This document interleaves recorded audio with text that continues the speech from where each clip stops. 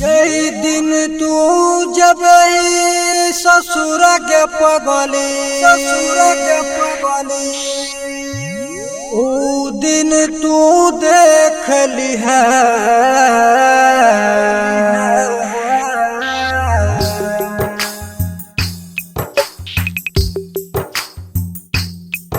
हम रास्ता पे मिलबो यार थी मयाम के पल्लो फेंक दी है के रास्ता पे मिलबो यार थी मयाम के पल्लो फेंक दी है। जय दिन तू जब ही ससुर के पगल जय दिन तू जब ही ससुर के पगल उ दिन तू देख ली है। हम रास्ता पे मिलबो यार थी मयाम के पल्लो फेंक दी है के रास्ता में मिलबो यार थी मयाम के पल्लो फेंक दी है।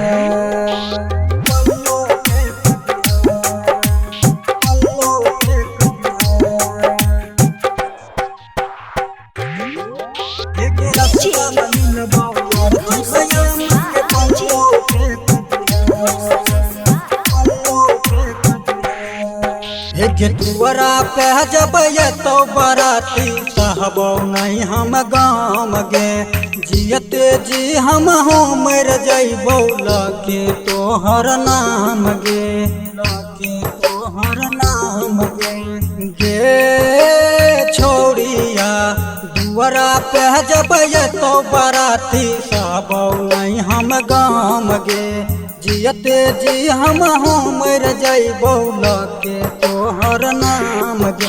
जय दिन तू जब ही ससुरा जय दिन तू जब ही ससुरा एहसान एगो कर दी है। हम रास्ता पे मिलबो यार थी मयाम के पल्लो फेंक दी है के रास्ता में मिलबो यार थी पयाम के पल्लो फेंक दी है।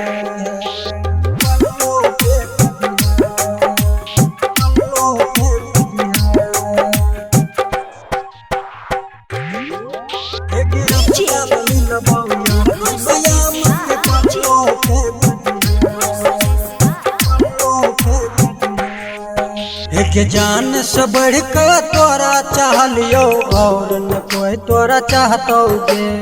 अब जे दिल हमार तोड़ बेट बाद में खूब पछतैबे गे बाद में खूब पछतैबे गे रानिया जान से बढ़ कर तोरा चाह लियो और न कोई तोरा चाहतोगे। अब जे दिल हमर तोड़ बेट बाद में खूब पछतैबे गे। गायक यह दू युवा पे राइटर चंदू चंदा पे एहसान एगो कर दी है। हम रास्ता में मिलबो यार थी पयाम के पल्लो फेंक दी है के रास्ता में मिलबो यार थी पयाम के पल्लो फेंक दी है।